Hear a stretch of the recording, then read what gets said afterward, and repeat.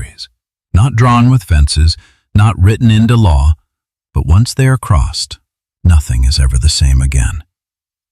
If every morning someone openly blocks the entrance to your home, if you have been polite, patient, and even sought help from the law only to receive contempt in return along with a smug smile, when rules no longer make them afraid, when silence is mistaken for weakness, will you keep yielding?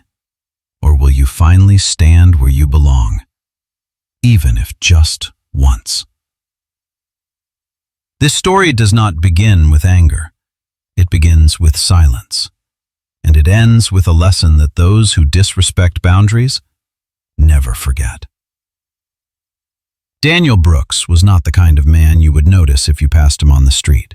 He did not drive a luxury car. He did not dress to stand out.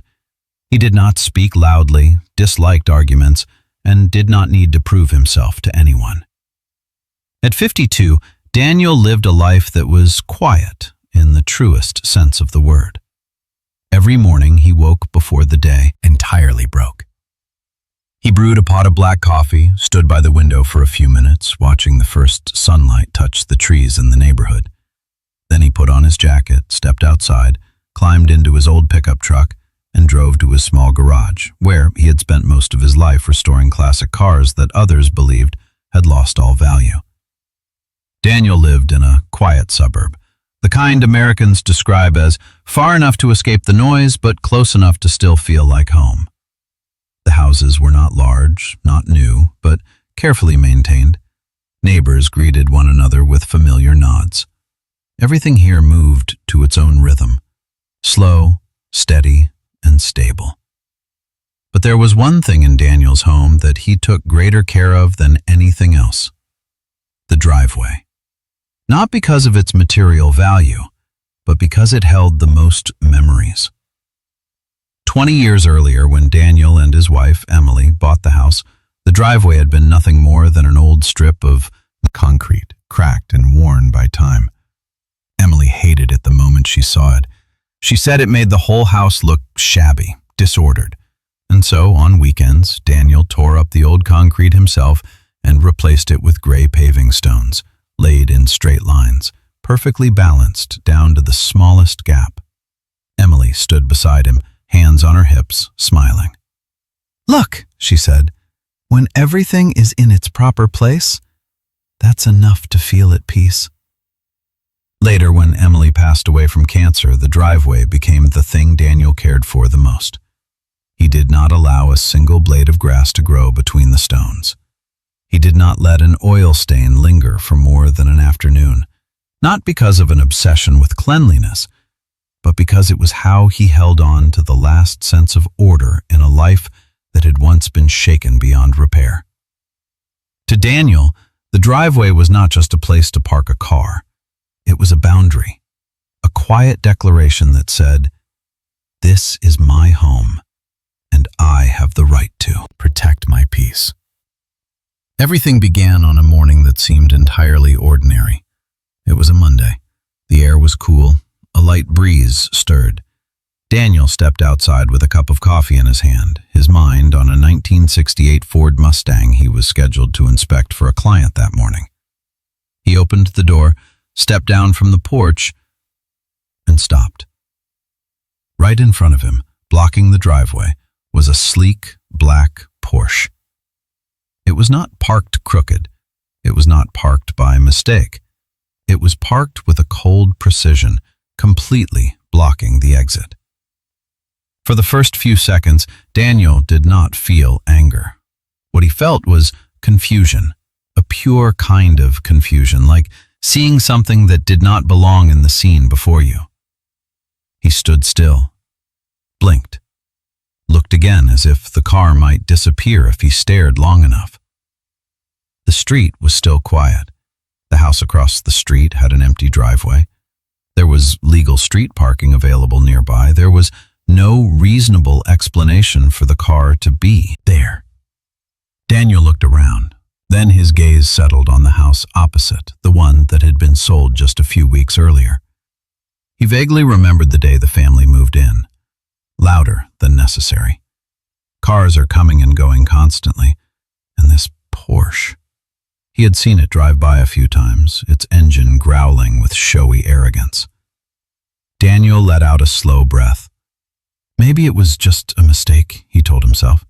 He took his coffee, walked calmly across the street, and rang the doorbell of the house opposite. After a moment, the door opened.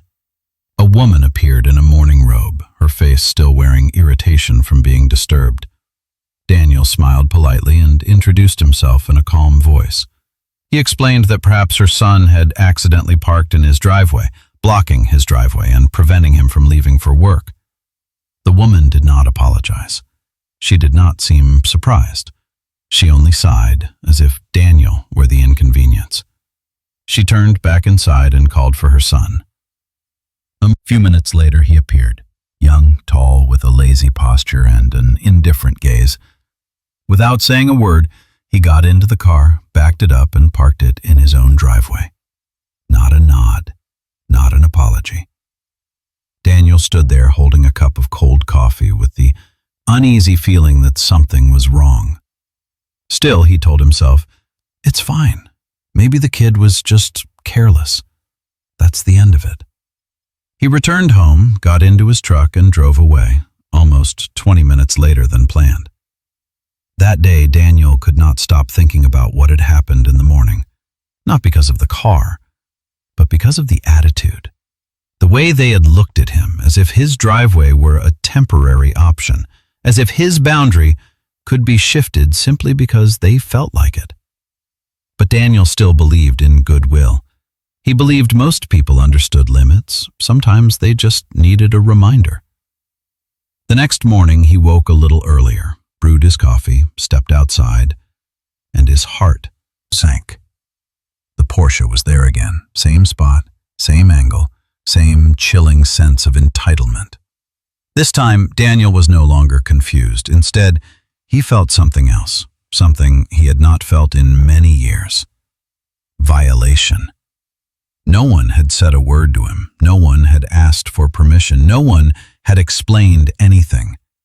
The car stood there in silence, but it seemed to say one thing very clearly. I'm here because I want to be. And Daniel understood that this was no longer a mistake. This was the beginning of a story he had never wanted to enter, but could no longer turn away from. Daniel was not a man who lost his temper easily. In fact, after many years in his line of work, he had grown accustomed to controlling his emotions. Customers grew impatient over slow progress. Old cars turned out to be far more damaged than expected. Tense negotiations erupted when repair costs exceeded expectations. Daniel had learned how to listen, how to explain, and how to keep his voice at just the right level, low enough to prevent disagreement from turning into conflict.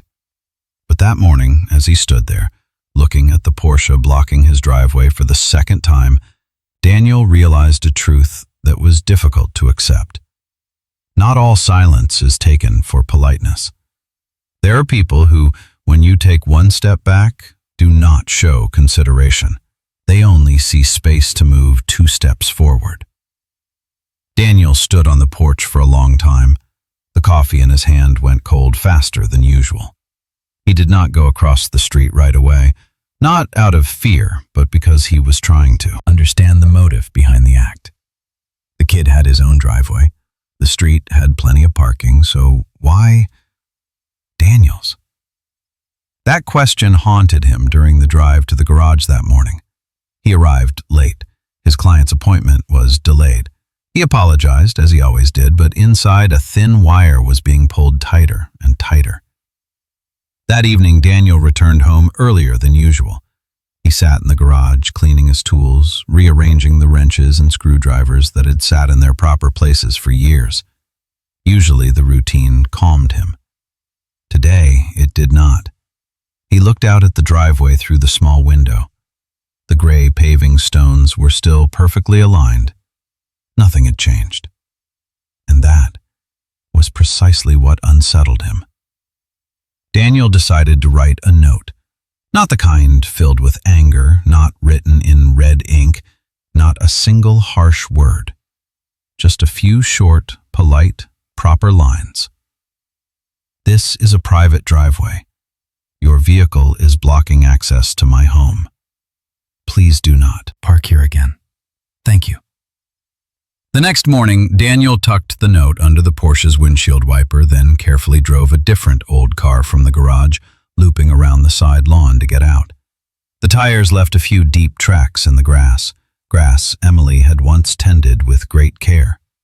When he saw those tire marks, Daniel felt a sharp pang inside, not because of the grass, but because he was being forced to break his own sense of order to avoid trouble with someone who had no respect for it. All day long, Daniel worked in a distracted state. He checked the clock repeatedly, waiting for the evening, waiting for the moment he could return home to see whether that note had made any difference at all. When he arrived, the Porsche was gone. The note was gone too. Daniel stood still before the empty driveway, feeling relief mixed with hope. Maybe the kid understood, he thought. This may be the end of it. That evening, Daniel carefully repaired the lawn, filling in the tire tracks. He worked slowly, as if each shovel of soil was a way of reassuring himself that everything was still under control. But the next morning, when Daniel gently pulled back the curtain, the Porsche was there again. Not only had it had returned his note neatly placed under the windshield wiper, like a silent mockery. Daniel felt a wave of heat rush up his spine. This was no longer carelessness, no longer thoughtlessness. This was deliberate. He opened the door and stepped outside, stood in front of the car, looked at it for a long time. Thoughts surfaced that he was not used to facing: anger, hurt, and humiliation. He had been polite, he had been patient, and in return, he had been treated as someone who could be ignored. Daniel rang the doorbell of the house across the street, not once, but again and again. The chime echoed through the quiet morning air, lingering long enough that even he found it uncomfortable, but he did not stop. The door flew open. The woman appeared, her face tense, her voice sharp and raised. She demanded to know what Daniel thought he was doing. Daniel kept his voice calm, explaining that this was now the third day the car had blocked his driveway and that his note had been returned. The son appeared behind her, leaning against the wall, arms crossed. A thin, half-smile spread across his face, barely hiding his amusement. "What's the big deal?" he said. "It's just there for a bit." Just a bit. For him, it might have been only a moment, but for Daniel, it was time. Time for work, for responsibility, for life. Daniel looked him straight in the eyes and spoke slowly, clearly, word by word. He explained about the driveway, about being blocked in, about the repeated inconvenience. He did not raise his voice. He did not accuse. He stated the truth. The mother stepped forward, positioning herself between them. Her tone softened slightly, but her words carried authority. "People around here usually try to be understanding," she said. "It's a small thing. Don't make it such a big issue." The words stopped Daniel cold, not because they were insulting, but because they completely reversed the nature of the situation. Suddenly he was the difficult one, simply for refusing to be violated, as if defending one's own boundaries were somehow unreasonable. Daniel took a step back. He spoke one final sentence, slow and firm. "This is my driveway. I've made that clear. This is the last time I'm asking." The son smirked. "And then what?" he asked, half joking, half challenging. Daniel did not answer. He only looked at him for a long moment. In that instant, there were no threats, no outburst of anger. Only one thing was unmistakably clear in Daniel's eyes. He had been pushed to his limit. He turned and walked back into his house. Inside, Daniel sat down in his familiar chair. He did not go to his car. He did not turn on the television. He did nothing at all. He just sat there, staring out the window at the Porsche still blocking his driveway like a cold declaration. And for the first time, Daniel no longer thought, "What if this continues?" He thought, "When will it happen again?" Because deep down he understood something very clearly. Some people only stop when they finally meet a boundary they cannot cross. That night, Daniel barely slept. Not because he was tossing and turning in anger, but because his mind was too alert. There are nights when people don't sleep, not because their emotions are overwhelming, but because they are standing at a crossroads and their intuition keeps whispering, "From tomorrow on, everything will be different." Daniel lay in bed, eyes open, staring at the dim ceiling. In his mind, the image of the Porsche blocking his driveway replayed again and again as a film reel stuck on a single frame. But what troubled him was not the car itself, it was the question behind it. Why did they dare to do this? Why were they so sure there would be no consequences? Daniel had known people long enough to understand this. No one behaves arrogantly unless they have gotten away with it before. Entitlement does not appear out of nowhere. Repeated successes in crossing boundaries nurture it. The next morning, Daniel woke up earlier than usual. Not to check the driveway right away, but to brew coffee, sit down at the kitchen table, and think as clearly as he could. He knew he was facing two choices. One was to keep enduring, keep avoiding, keep breaking his own sense of order to avoid making a big deal out of it. The other was to do something he never liked doing, bring the matter into the light of the law.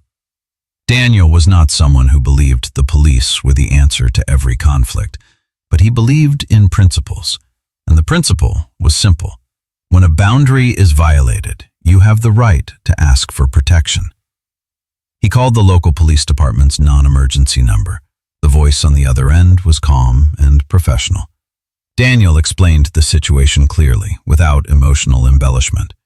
A car was repeatedly parked in his private driveway, blocking access to his home, despite multiple warnings. About 20 minutes later, a patrol car appeared on the quiet street. Two officers stepped out, one young, the other older. Daniel went out to greet them, pointed toward the driveway, and recounted everything from the beginning. He showed them the note, explaining that this was neither the first time nor an accident. They listened, nodded. Their expressions showed sympathy mixed with a trace of weariness, the kind that comes from dealing with countless neighbor disputes. The two officers went across the street and knocked on the door. This time, the woman's attitude was completely different. No irritation, no sharpness. She spoke in a sweet, slightly trembling voice, as if she were the one being inconvenienced. She explained that her son had only parked for a moment, that they had just moved in, and that Daniel didn't seem very friendly.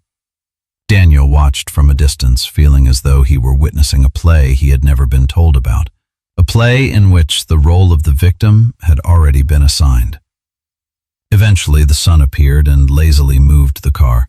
No resistance, no argument. The officers returned to Daniel. The older officer spoke frankly, without making promises. "We've warned them, but since this is a private driveway and not a public access way, legally, this is a civil matter." Daniel nodded. He understood.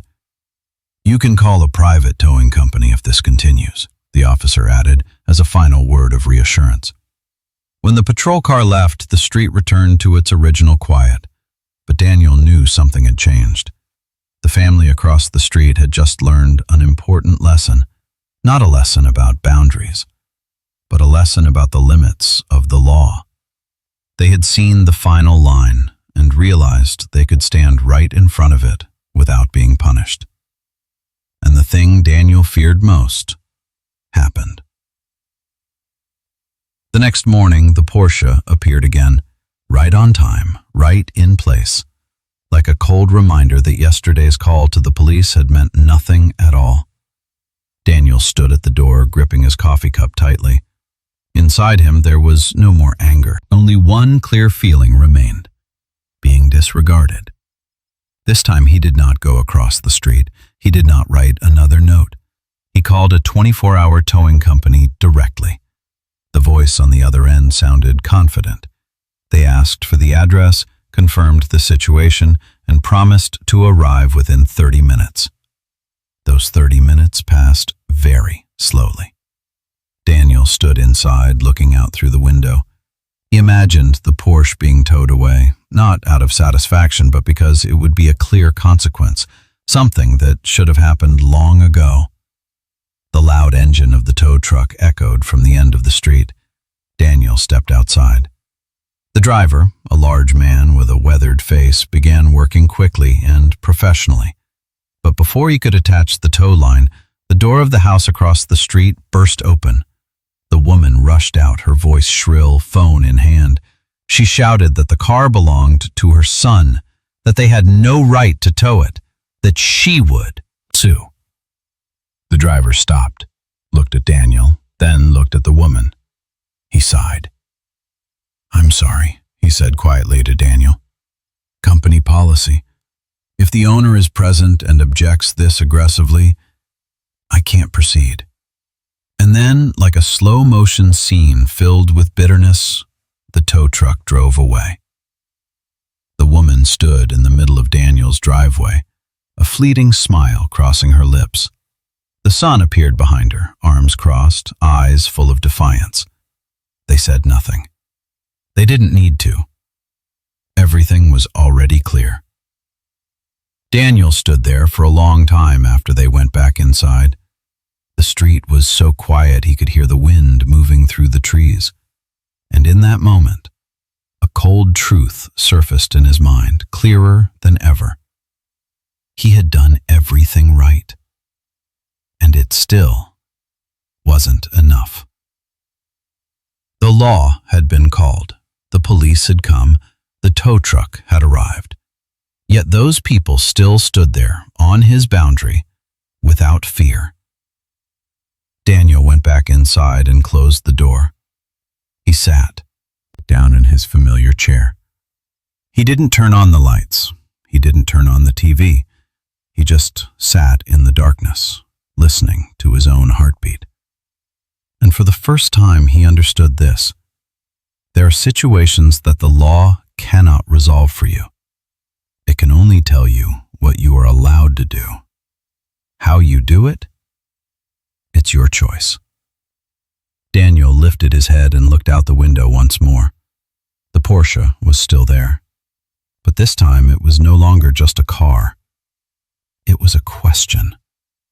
And Daniel knew very clearly, if he didn't answer that question in his own way, no one else would answer it for him. After the tow truck left that day, Daniel didn't say another word to anyone about what had happened. Not because he had accepted defeat, not because he had let it go, but because he understood something crucial. Any hasty reaction now would only become entertainment for them. Daniel continued waking up early just as he always had. He still brewed his coffee, still stood by the window looking out at the driveway. The Porsche was still there every morning, right on time, right in the same spot, as if the kid were clocking in. And what sent a chill down Daniel's spine wasn't the audacity. It was the confidence. There was no more hesitation, no more testing his reaction.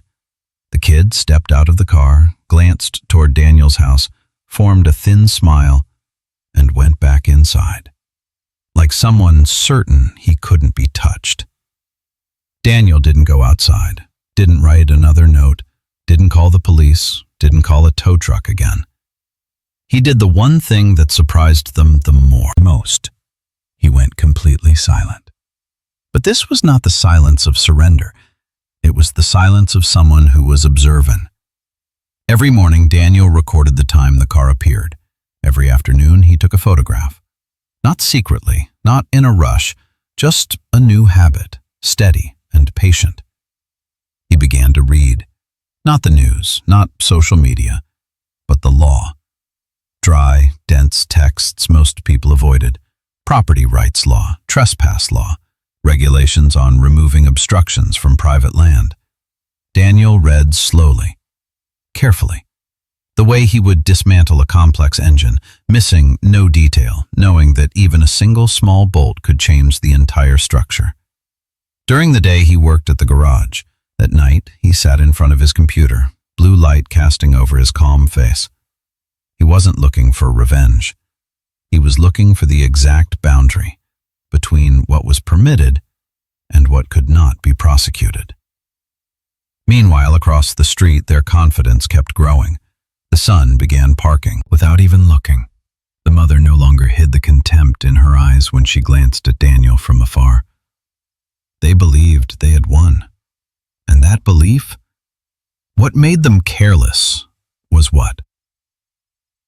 One evening, as Daniel wiped his hands after a long day of work, he noticed the garage lights reflecting off the neatly arranged tools on the wall.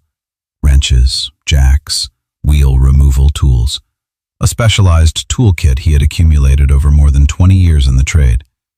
For the first time, an obvious thought formed in his mind. No violence, no vandalism, no breaking the law, just putting things back where they belonged. Daniel sat down in the old chair in the garage. He didn't act right away, not out of hesitation, but because he knew every right decision needs time to ripen. He thought of Emily. Not the image of her in a hospital bed, but of her standing in the driveway years ago, hands on her hips, a smudge of dirt on her face. Order isn't for showing off, she had once said. It's what keeps you from losing your way. Daniel understood that if he remained silent, he would lose more than a driveway. He would lose faith in himself. A few days later, Daniel wrote a letter, not handwritten, not emotional, not a single unnecessary word.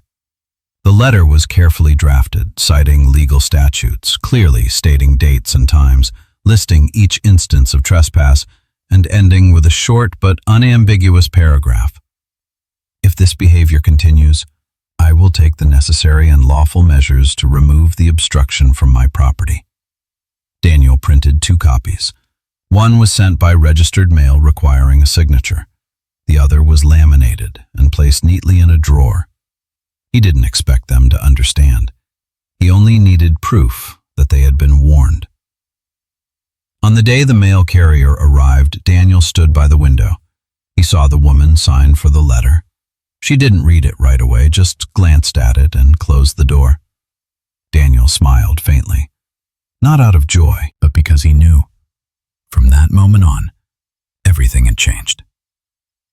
The weekend passed. The Porsche disappeared for 2 consecutive days. Daniel didn't sigh in relief.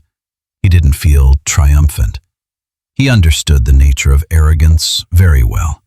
It doesn't disappear. It only retreats temporarily, waiting for a more substantial return. Monday morning, 6:45. Daniel stood by the window. The driveway was empty.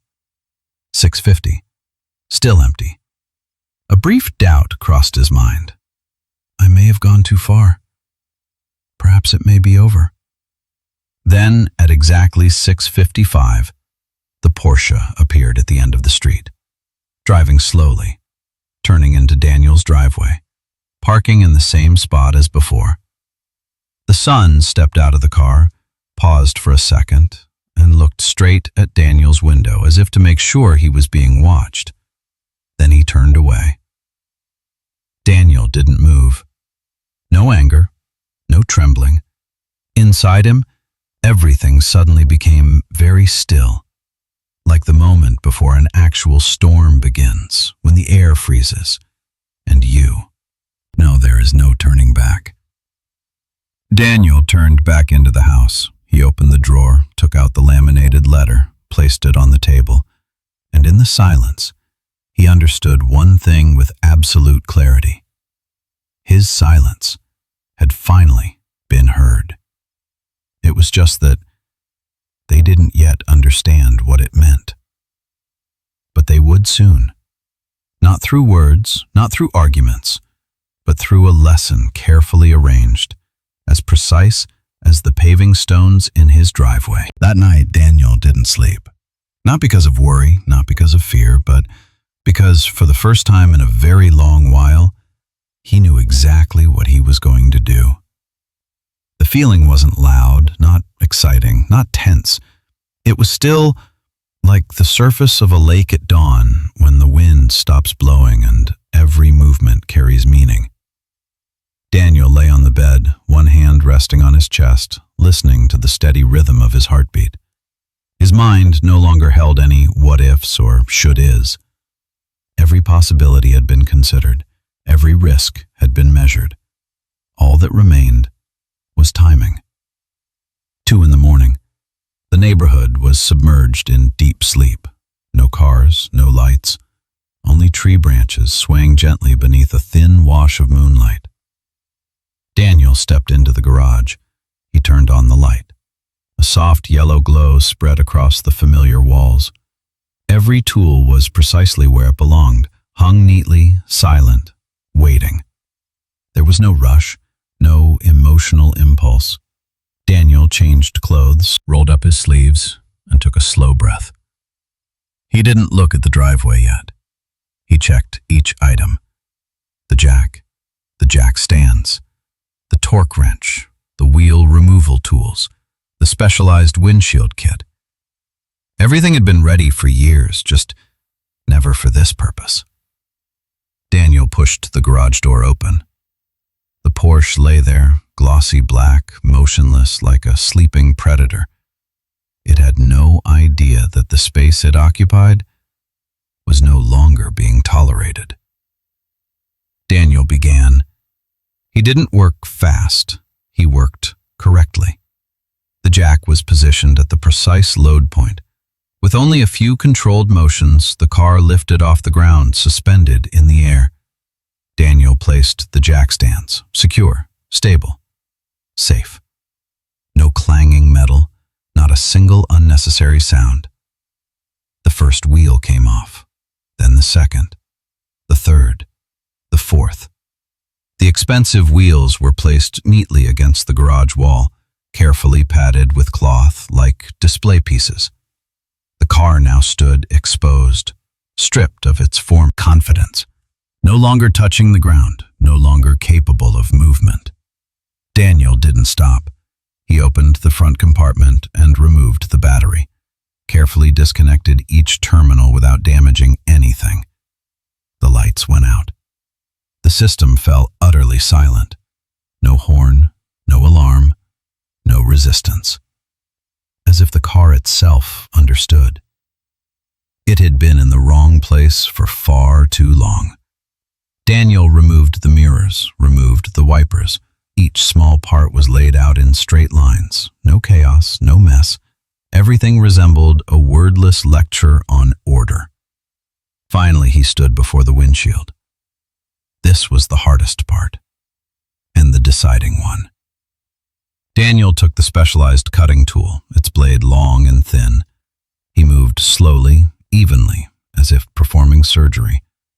Every motion was intentional, not a single unnecessary cut. 20 minutes passed.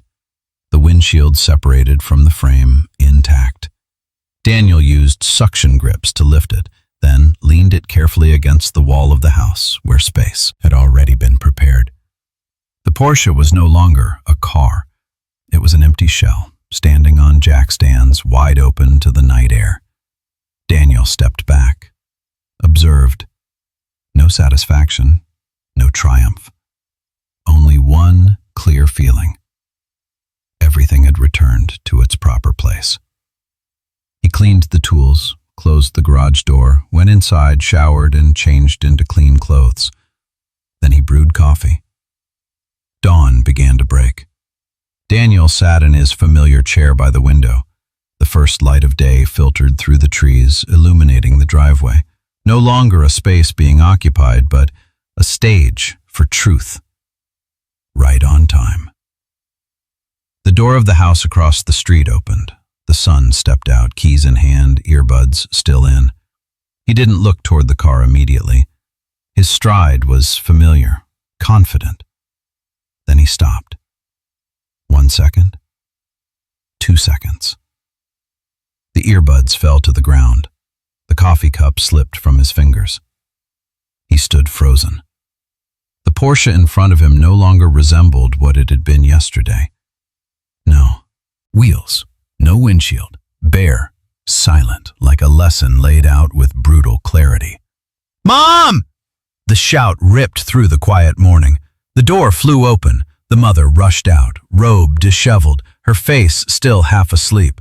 She followed the direction of her son's pointing hand and screamed.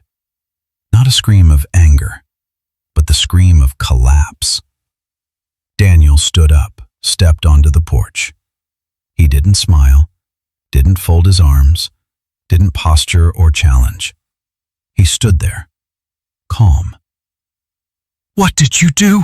the woman screamed. Daniel tilted his head slightly, his voice even. "I removed an obstruction from my property." "You destroyed our property." Daniel shook his head. "No, I disassembled it. Everything is intact." He pointed toward the garage, the wheels, the battery, the mirrors, the windshield. All of it was there. The woman pulled out her phone and called the police, her voice trembling with rage. Daniel went back inside and retrieved the stack of documents he had prepared. When the police arrived, the sight before them caused both officers to stop short. Daniel handed over the paperwork, the warning letter, the photographs, dates and times. He explained, slowly, clearly, without a single unnecessary word. The woman spoke nonstop. The son stood silent, his smile gone. Eventually, silence fell. One of the officers spoke, neutral, emotionless. "This is a civil matter." The woman froze. The son went pale. No one was handcuffed, no one was arrested. Only a stark truth was delivered in the driest language of the law. Daniel stood still. No need to say anything more. The police car left. A flatbed tow truck was called. This time, no one stopped it. The Porsche was taken away in silence, something once proud, now stripped of its place. Neighbors stood on their porches. No one said a word, but everyone understood. Daniel went back inside, closed the door. The driveway was empty again, clean, aligned. He stood there for a long moment, then spoke softly, as if to himself, as if to the one who had once stood there with him many years ago. "Everything is finally where it belongs." That morning passed more slowly than usual. After the Porsche was towed away, the street seemed to hold on to a strange, lingering silence. No one spoke. No one asked Daniel how he had done it. Every gaze settled on his now empty driveway, where the early sunlight fell upon the neatly aligned gray paving stones, as if they had never been violated. Daniel closed the door and went back into the kitchen. He brewed another pot of coffee, even though the first one was still unfinished. Not out of habit, but because he needed a slower rhythm to confirm that what had just happened was real. He sat down in his familiar chair and looked outside through the window. The driveway was empty. No obstruction. No sense of being occupied. The quiet had returned, but this time it was different. It was no longer fragile. It was solid, like something firmly established. Daniel took a sip of coffee, bitter enough, warm enough. He felt no triumph, no sense of victory, only a deep relief, like setting down a burden he had carried for far too long. Across the street, the opposite house remained tightly closed. No arguments, no engines starting. No one is stepping outside. Daniel left home later than usual. He was in no hurry. For the first time in days, he didn't have to plan detours or fear being blocked in. He drove straight out onto the street, glancing in the rearview mirror as his driveway grew smaller behind him, clean, intact, and exactly where it belonged. At the garage, Daniel worked as he always did, but something in his eyes had changed. Customers came and went, talked and laughed. No one knew what had happened that morning. Daniel didn't tell them. He didn't need anyone else's surprise to feel certain that what he had done was right. Around noon, as he was adjusting a small engine component, Daniel received a call from an unfamiliar number. He hesitated for a few seconds, then answered. A man's voice, polite, slightly hesitant. It was the tow truck driver from that morning. He called to apologize for the times before when he hadn't been able to help Daniel, and to inform him that the car had been taken to a professional facility in the northern part of the city. It won't be cheap, the man said. The windshield alone is a serious issue. Daniel thanked him. He didn't ask for details. He wasn't concerned about the number. Financial consequences were never what he was after. But he understood this. Every decision has a price, and this time, that price wasn't set by him. That afternoon, when Daniel returned home, a few neighbors stood on their porches and greeted him. Their looks were different now. Not curious, not probing, but something quieter, an unspoken recognition. One nod, one small smile. No questions.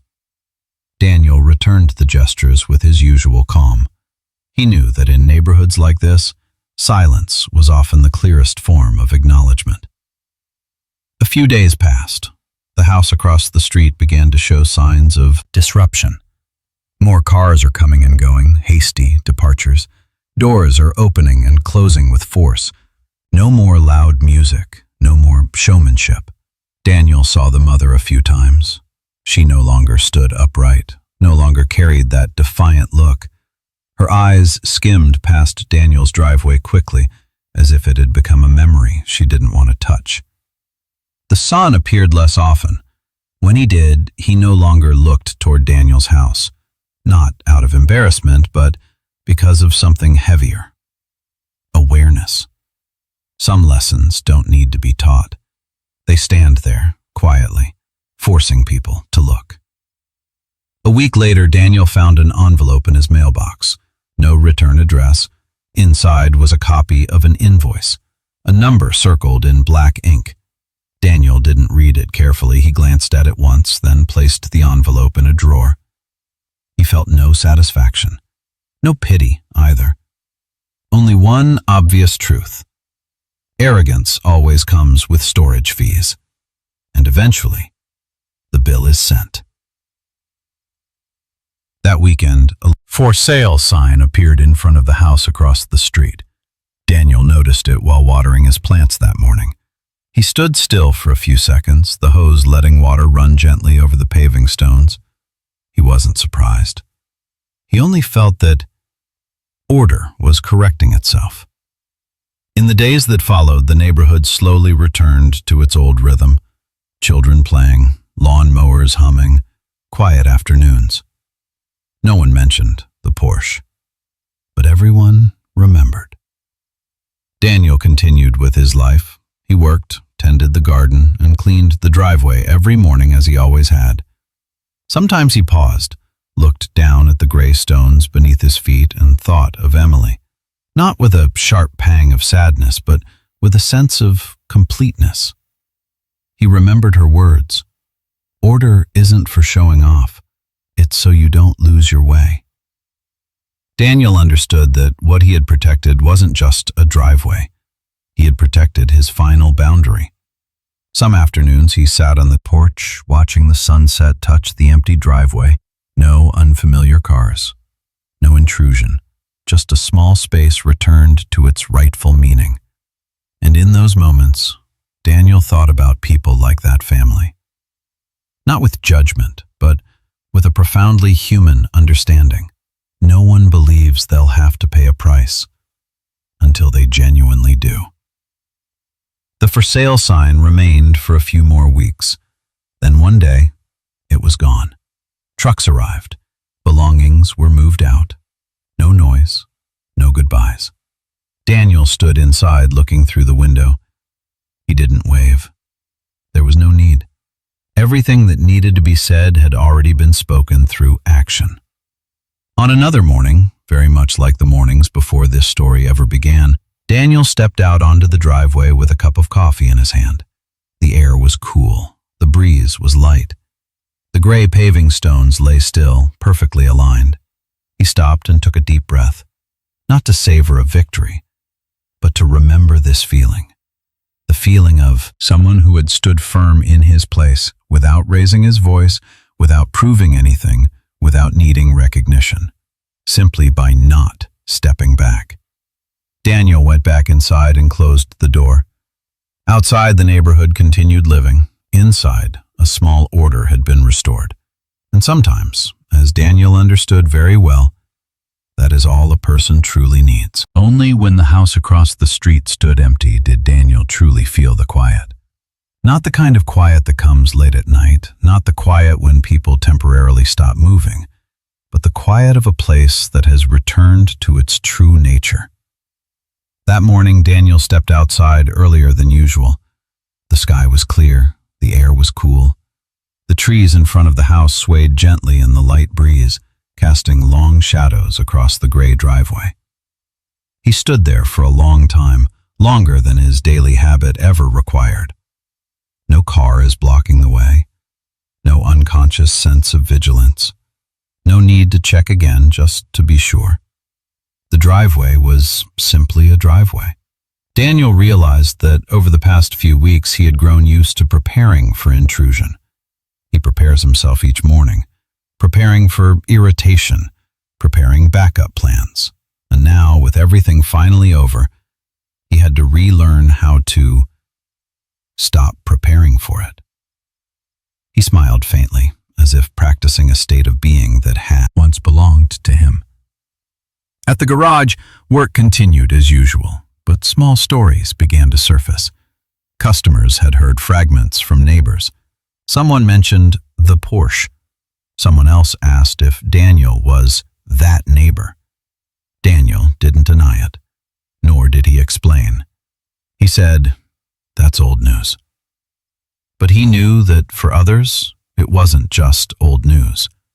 It had become a story passed from mouth to mouth, embellished by imagination perhaps, yet intact at its core. An ordinary man who did not step back. Daniel listened to those whispers with rare indifference. He had no desire to become a symbol, no wish to be praised, because he understood that what he had done was not an act of heroism. It was simply a natural response when a boundary had been crossed too many times. One afternoon, as Daniel wiped his hands outside the garage, a new neighbor, a middle-aged man living a few houses down, walked over. He didn't mention the Porsche. He didn't mention the family that had moved away. He said only one short sentence. "I'm glad you live here." Daniel nodded. No need to ask more. They both understood what that meant. In the weeks that followed, the house across the street was sold. A new family moved in, younger, quieter. They brought a few potted plants, an ordinary family car, and one obvious habit. They always parked in their own space. One morning, the new woman next door knocked on Daniel's door. She brought a small homemade cake, introduced herself, apologized for disturbing him, and asked whether Daniel might give her some advice on caring for a stone-paved driveway. Daniel was slightly surprised. Then he smiled. He showed her how to clean between the stones, how to prevent moss, how to keep the lines straight and even. She listened attentively as if these were essential secrets. After she left, Daniel stood there for a moment looking at the cake in his hands, and he realized something simple yet profound. When boundaries are respected, goodwill arises naturally.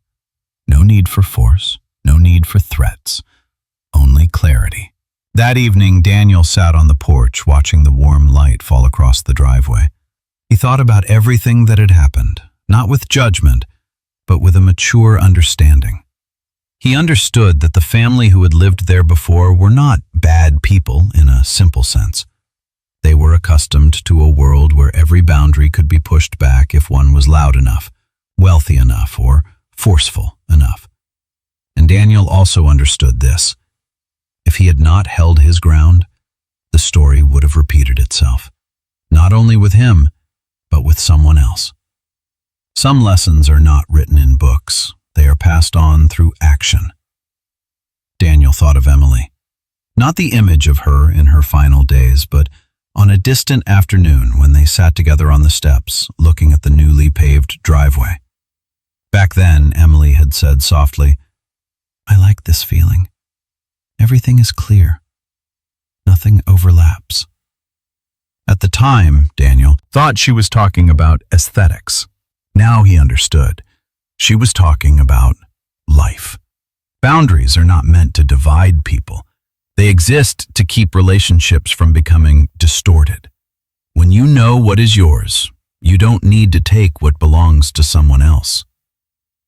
Daniel stood up and walked slowly along the driveway, feeling the stone beneath his feet.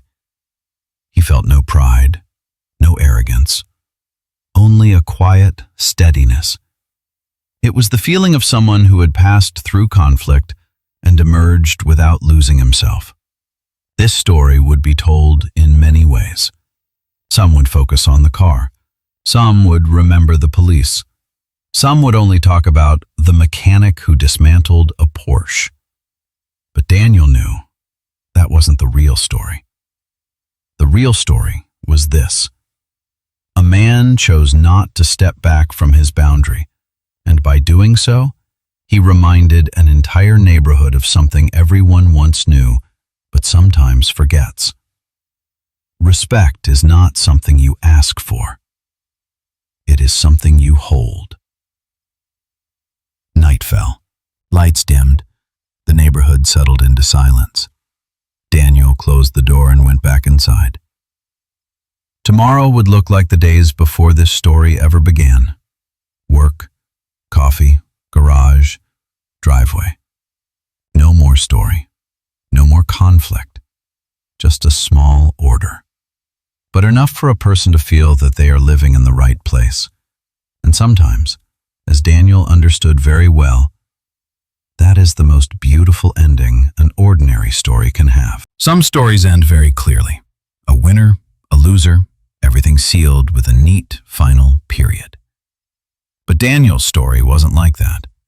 It ended without truly ending. In the days after the family across the street moved away, Daniel gradually realized that the most significant change wasn't the empty house opposite his own. It was the way he now looked at the world around him. Before, Daniel believed that order was fragile. All it took was one person who refused to respect it for everything to collapse. That one louder voice, one wealthier presence was enough to push boundaries out of place. But now, he understood something else. Order isn't fragile. People are. The order only disappears when people give up standing where they belong. One morning, Daniel stood in the garage, turning on the radio as part of an old habit. A slow soul song filled the space. He wiped his hands and thought about everything that had happened, as if replaying a film he had finished watching but whose echoes still lingered. If that first parking incident had been ignored, if he had told himself, "It's nothing, let it go," if he had accepted driving across the grass a few more times, perhaps he would still be living, still working, still drinking coffee every morning. But something would have quietly disappeared. His respect for himself. Daniel realized that this was the most dangerous loss of all. Not the car blocking his driveway, not the arrogance of others, but the moment you begin to believe that your boundaries aren't worth defending. One afternoon, Daniel ran into the tow truck driver again. They were standing in the same line for coffee at a small gas station. The driver recognized Daniel first, nodded, then let out a soft laugh. "I still tell that story to my coworkers," he said. Not to joke about it, but to remind ourselves that sometimes the law doesn't need to be loud. Daniel smiled. He didn't feel the need to correct the story. Everyone would understand it in their own way. On the drive home, Daniel drove more slowly than usual. He looked at the houses lining the street, other driveways, other boundaries. A thought crossed his mind. How many of them were enduring something silently, simply because they didn't want to make a big deal out of it? How many people were yielding not because they were weak, but because they believed that yielding was what they were supposed to do? Daniel's story didn't spread far. It didn't make the news. It didn't go viral. But it lived on in another way. Quieter, more enduring. It lived in the way neighbors looked at one another, in the caution of those accustomed to crossing lines, and in the steadiness of those who once believed they had only two choices: silence or explosion. Daniel showed them there was a third. Stand still, but stand firm. Late one evening, Daniel carried a wooden chair onto the porch and sat down, looking at the driveway beneath the yellow light. He rested his hand on the chair's arm, feeling the night's coolness. In that moment, he didn't think about the family who had left. No anger, no blame, no resentment. Just a natural sense of closure, like finishing a good book, closing it, and sitting quietly for a few minutes. Not out of sadness, but to let the words settle. Daniel thought of Emily. If she were still alive, she probably wouldn't have been surprised. She understood him better than anyone. She knew Daniel wasn't someone who sought conflict, but she also knew that once he reached his limit, he wouldn't step back. She had once said, "I don't need you to win against anyone. I need you not to lose against yourself." Perhaps Daniel had forgotten those words over the years, and this story was simply life's way of reminding him. One weekend, Daniel helped the new neighbors adjust a few misaligned paving stones. No one asked him to. He just saw that it needed to be done. They thanked him and invited him inside for a drink. The conversation stayed small: the weather, plants, and children. No one mentioned the Porsche. No one mentioned the conflict. And that was the most beautiful part. Because when boundaries are respected, people no longer need to talk about them. Night fell. Daniel turned off the porch light and stepped inside. Before closing the door, he looked back at the driveway one last time. Not to check it, to remember. Not every victory needs an audience. Not every lesson needs a closing statement. Some things only need to be lived with, day after day. Daniel closed the door. Outside, the street was quiet, as if no story had ever taken place. But somewhere, deep within those who had witnessed it, a new understanding had settled into its proper place. That boundaries are not what keep us apart. Boundaries are what allow us to live together. And sometimes, a small driveway, it is large enough to teach a lesson for a lifetime.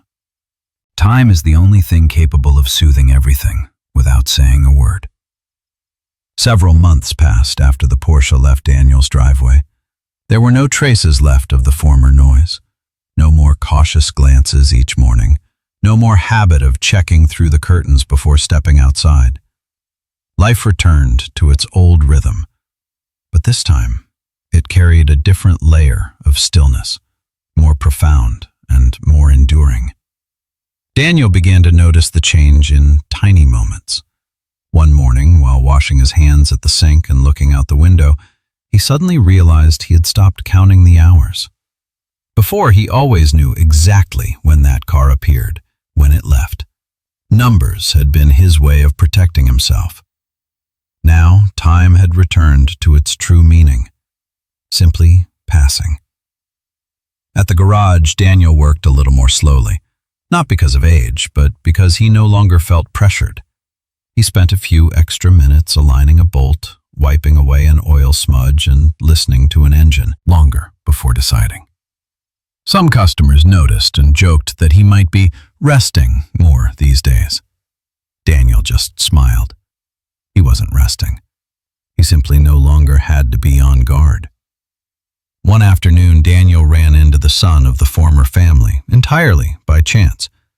The young man stood in a supermarket parking lot beside a car far older than the one he had driven. Gone was the familiar arrogance. No headphones, no defiant stare. They noticed each other at the same time. The moment was brief. No greeting, no apology, no accusation. Just two glances passing, then moving on. Daniel didn't know what the young man was thinking, and he didn't need to know. Some lessons, once absorbed, no longer need to be spoken. On the drive home, Daniel thought about that brief encounter. He felt no victory, no pity, just a quiet confirmation. Life continually moves on, but no one passes through it without carrying marks along the way. That evening, Daniel sat in the living room with only a small lamp on, the television off. In his hands was an old book, one Emily had once left unfinished. He had meant to continue it many times, then set it aside again, not out of sadness, but because he feared that finishing it would mean everything truly closing. But that night, Daniel opened the book. He read slowly. Each page seemed to draw out a long breath, not of grief, but of acceptance. He realized that over the past months, he hadn't only been protecting a driveway. He had gone through something he had long avoided, facing loss without trying to fill it with conflict. When Emily passed away, Daniel had kept everything intact as a way of postponing the pain, delay the act of moving forward. The clean, perfectly aligned driveway had been proof that something, at least, remained unchanged. And when that driveway was violated, Daniel's greatest fear hadn't been inconvenience. It was the fear that even that final order could be taken away. Now, as everything settled, Daniel understood that order did not reside in the paving stones. It lived in his own ability to stand firm, even when the world around him was no longer the same. One Sunday morning, Daniel woke early and took a broom outside to sweep the driveway. He worked slowly, steadily. It didn't really need to be that clean, but he liked the feeling. The stones emerged beneath the sunlight, aligned, quiet. A neighborhood boy rode past on his bike and stopped to watch. "What are you doing?" the boy asked. Daniel smiled. "I'm just keeping things where they belong." The boy nodded as if he understood, then pedaled away. Daniel watched him go and thought, perhaps sometimes the simplest things are the ones remembered the longest. That afternoon, Daniel received a message from the new neighbors. They invited him over for dinner. No special occasion, just a meal. Daniel accepted. Over dinner, they talked about work, about the weather, about plans to plant a few more flowers out front. No one mentioned the past. But Daniel knew that the ease between them didn't come from forgetting. It came from understanding and accepting one another's limits. Back home, Daniel stood by the door and looked at the driveway once more. Not to check it, not to remind himself of anything, but because he realized that this place had become a natural part of his life again. He was no longer burdened with heavy symbolism. And that was the clearest sign of peace. True peace does not need constant protection. It only needs to be acknowledged. Daniel stepped inside and closed the door. He turned on the light in the garage and looked at the tools hanging neatly on the wall. Each one had its place, no more, no less, none encroaching on another. He understood that life was the same way.